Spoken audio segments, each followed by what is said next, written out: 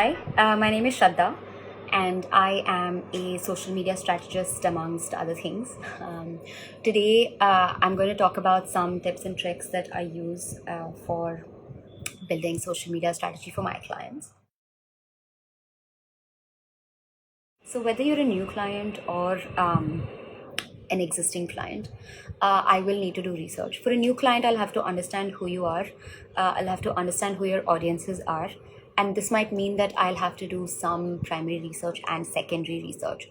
Primary research meaning, interview some people within your audience bracket and also understand you as a brand.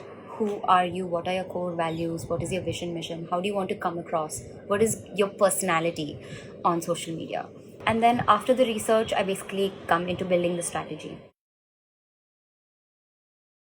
So, in that, my first point is going to be understanding the platforms that the audiences are going to be at. Are they most on Instagram? Are they most on YouTube? What platform are they consuming their content on? That's the first thing. And the second thing that I'll come to after that is basically creating content buckets for my client. So, what I mean by content buckets are basically just themes of content. This helps me have a framework to work with when I'm creating content, and it also gives me the opportunity to actually create something that is both for the user and for the brand. Your competitor on social media is not going to actually be your competitors from the category. You are competing with other content. That could be from content creators, that could be from friends, that could be from other brands. So your content buckets should also be more user centric than brand centric. Yes, absolutely, I will definitely have buckets that talk about the benefits of the brand or the product or whatever, but I'll also have content that is fun for my user or my audience while being relevant to me. Once I have my content buckets in place, I then have create a content calendar. The idea of a content calendar is basically to have content prepared well in advance. So for the month of September, by the last week of August, I would have a plan of action. So I would put down the days of the week, I would put down the different dates. I would keep all the relevant hashtags listed down on the relevant days.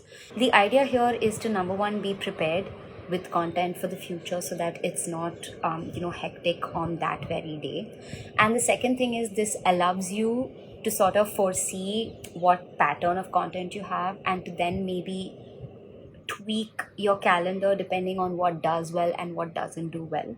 And on a third thing, which I think is quite crucial, is it gives you the space to actually catch on to trends that are real time. Because on social media, what happens is that something trends now and then trends for the next maybe 24 to 36 hours and then it's gone. So in order to leverage that trend, you need to be free to be able to quickly write a post, design something, or get a photograph and put it up. So always be prepared in advance so that it gives you the time and space to actually do something new or experiment. And then I basically get this content approved from my client. This is always good practice. So even if your client trusts you and believes that you can do this in the best way possible, definitely get them to go through this content so that, they might be aware of something that might say not be correct about the content, or they might be aware of something that might be offensive. It's always good to have a fresh pair of eyes, especially someone who knows the product. So after I have my content calendar approved from my client, I basically get into designing and creating my post bank. So I get together with my designer, my copywriter, and we basically sit down and we put this whole thing together where we have posts and we have the post copy with hashtags, etc. And we save it in one place sort of as a post bank that we can then go back to and, sort of share. So once that's in place, we basically get into posting. We post either an image or a creative or a video with the content. And usually you get likes, you get comments, you get shares, you get DMs. So replying to this, to your comments, to your DMs, etc., is basically community management. It's good to be prepared and always, as much as possible, have someone respond as quickly as possible to that. So if you can have, if you yourself are too busy to be the community manager, see if you can bring someone in to just take care of responses, because that sort of establishes what kind of person you are. So definitely have that in mind. That's basically the very sort of bare bones process that I follow with my social media. So the first thing is, there are a lot of tools out there. Anybody who has done this for any amount of time will be able to understand when I say that social media is not a very complicated thing, but it is a very, very time consuming thing. So there are tools out there that can schedule posts for you. There are tools out there that allow you to look at all your different platforms in one place. So if you've posted on Facebook, on Instagram, on LinkedIn, you can look at all of your comments in one place without needing to go to these different pages separately. So go out there, do some research, and find the tools that work for you best, and use that to lighten the load while you do this. Point number 2 is, have a dummy account that is not to be shared, or that is not to be, you don't have to make it live or make it public, because this is a great way for you to test out the different content that you make. So if you're experimenting with something, or if you're using a format that you're not familiar with, you can test it out on this page to see how it looks, see if basically everything is in place before you actually post it on your final account. This is a great way for you to, pick up on errors, to see if there are any mistakes. Third point is, proofread your posts always.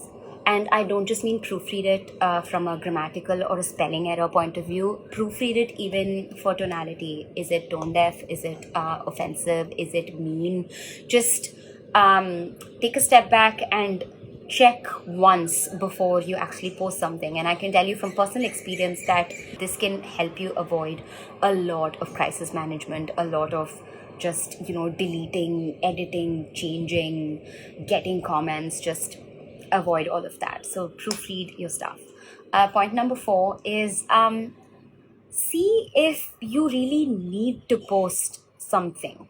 Your audience is smart enough to see through a very superficial post. So if it's not relevant to you, if it doesn't make sense for you on a very sort of brand core level, then don't post something. I'd rather you post nothing than post something that's detrimental to the brand, right? Fifth point is, break the rules. I have actually found that people who experiment and who push the boundary a little actually sort of invent their own format, come up with new meme formats, come up with interesting ways to, put content out there. And the last and final point is, have fun. The more engaging you are, the more uplifting you are, the more likely people want to interact with you more. They want to associate with you more. So definitely have fun with it. And I hope this was helpful. I hope you're staying home and staying safe. Please let me know if there are any other questions or any other queries that you have, about social media, and I will address them to the best of my ability. And hope you're having a great day.